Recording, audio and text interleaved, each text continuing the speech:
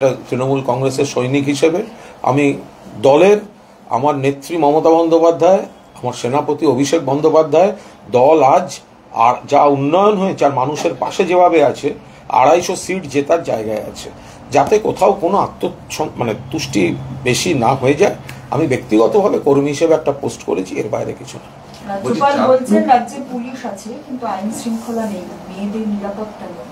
মেয়েদের নিরাপত্তা তো রাজভবনেই ছিল না। রাজ্যপাল কি বলছে? রাজ্যপালের বিরুদ্ধেই তো নারী নির্যাতনের অভিযোগ। তো রাজ্যপাল ওসব দিকে কথা বললে দেখুন 4টি খারাপ কথা শুনতে হবে, তখন আবার আমারও বলে ফেলে খারাপ লাগে। যেটা বয়স্ক মানুষ আমার পুজো এসে অঞ্জলি দিয়েছিলেন, তাকে আমার এই মহিলাদের অভিযোগ তুলে কথা বলতে হবে? কেন এসব বলতে যান বয়স্ক মানুষ? অর্জুন সিং একটা ইস্যু নিয়ে হইচই শুরু করেছে। নৈহাটি বিধানসভার বিধায়কের স্ত্রী, তার ভোটার লিস্টে নাম রয়েছে, তিনি পাকিস্তানের করাচির নাগরিক, তার নাম রয়েছে ভোটার লিস্টে, নৈহাটির ভোটার লিস্টে। যদিও সেই সনদ দেয় যিনি বিধায়ক নৈহাটির, তিনি দাবি করেছেন যে তিনি এই মুহূর্তে পাকিস্তানের নাগরিক নন, তার নাম টাম সমস্ত কিছু পাকিস্তানের নাগরিকত্ব থেকে বাদ দেওয়া হয়েছে। কিন্তু অর্জুন সিং এই ইস্যু নিয়ে এখন সরব হয়েছেন যে পাকিস্তানের নাগরিকের নাম ভোটার লিস্টে নৈহাটি। এগুলো এটা যাদের বিষয় তারা বলতে পারবেন। অনেক সময় অনেক মানুষ অনেক জায়গায় থাকেন, তো সেটা তারপর সেখান থেকে কেটে নতুন জায়গায় হয়। আবার অনেক সময় দেখা যায় অন্য কেউ একটা নাম তার অজান্তেই হয়তো তুলে বসে আছে। এগুলো জানি না, এগুলো কেস টু কেস তারা বলতে পারবেন। ফলে এটার সঙ্গে দল বা দলের মুখপাত্রকে খুঁটিনাটি সব জানতে হবে সেরকম কোনো বিষয় না। এটা আমার মনে হয় সনদবাবু একদম ক্লিয়ার করে দিয়েছেন। বলছি সিউড়িতে ওই চাঁদা আদায় নিয়ে প্রচুর ঝামেলা, একজন সেনাকর্মীকে মারধর করে দেওয়া হয়েছে। চাঁদা কিসের চাঁদা? কালী পুজোর চাঁদার ব্যাপারটা এখন অনেক কমে গেছে, সব পুজোর চাঁদাই কমে গেছে। চাঁদায় কাউকে কোনো জোর জুলুম করা উচিত না, আমরা এগুলো সমর্থনও করি না।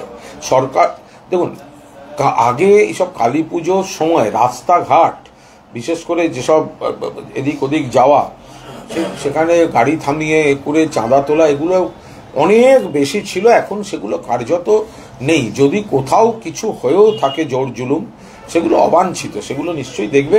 আমরা সকলকে বলবো, চাঁদা লোকে যেটুকু মানুষের সাধ্য ভালোবেসে যেটুকু দেন, চাঁদা নিয়ে কখনো জোর জুলুম করার কোনো কেউ সমর্থন করবে না। লাস্ট হচ্ছে যে সিভিক ভলেন্টিয়ার, বারবার তাদের বিরুদ্ধে একাধিক অভিযোগ উঠে আসছে। বিগত দিনে হচ্ছে মুর্শিদাবাদে অপহরণের অভিযোগে তার বিরুদ্ধে যে অ্যারেস্ট হচ্ছে। দেখুন, এগুলো বিচ্ছিন্ন ঘটনা। অনেক সিভিক ভলেন্টিয়ার অসম্ভব ভালো কাজ করেন, রোদে পুড়ে জলে ভিজে, শীত গ্রীষ্ম বর্ষা তারা কাজ করেন। এবার তারাও সমাজের মধ্যে থেকে আসছেন, এবার তারাও কেউ বিচ্ছিন্ন। আপনি কোন পেশায় সামাজিক অবক্ষয়ের প্রতিফলনটা ঢোকেনি আপনি বলুন তো? কোন পেশায় ঢোকেনি? আপনি যদি রাজনীতি বলেন, নিশ্চয়ই রাজনীতি। আপনি চিকিৎসক বললে দেখবেন রোগী দেখে ওই অতিরিক্ত পরীক্ষা ল্যাবরেটরিতে পাঠিয়ে সেখান থেকে কমিশন খান একাংশের চিকিৎসক।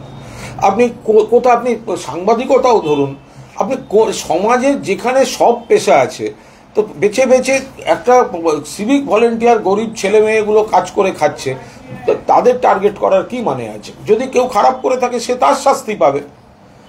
যখন কোনো শিক্ষক তা প্রাইভেট টিউশনি যাকে পড়ান তাকে যখন 10টা নম্বর বাড়িয়ে দেন, সেটা তো দুর্নীতিতে পড়ে না, আর রাস্তায় কেস খায় সিভিক ভলেন্টিয়ার। আরো ভালো ভালো খবর দেখতে সাবস্ক্রাইব করুন বাংলা হান্টের ইউটিউব চ্যানেল।